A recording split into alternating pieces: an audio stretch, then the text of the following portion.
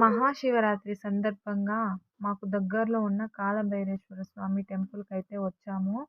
శివుని యొక్క ఉగ్ర రూపానికి ప్రతిరూపం ఈ కాలభైరేశ్వర స్వామి. స్వామికి ఎదురుగా అయితే ఈ భైరవుడైతే ఉన్నాడు. వీళ్ళైతే గుడికి ప్రధాన కార్యకర్తలు. ప్రసాదంగా అయితే ఎండు ద్రాక్షను పంచుతున్నారు.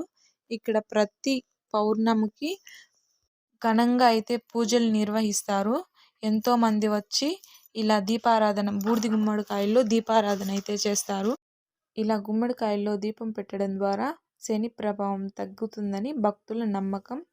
ఇక్కడైతే చూస్తున్నారు కదా, దక్షిణ భారతదేశంలోనే అతిపెద్ద 45 అడుగుల అష్టకాల భైరేశ్వరుని విగ్రహం అయితే కడుతున్నారు. మహాశివరాత్రి సందర్భంగా అన్నదానం కూడా నిర్వహించారు.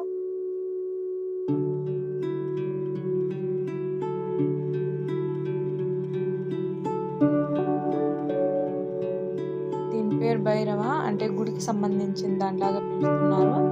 ఇది అన్నము పాలు తప్ప మిగతా అది నాన్ వెజ్ ఏమి తిందంట. గర్భగుడి పైన అయితే శివలింగాన్ని ప్రతిష్ఠించారు.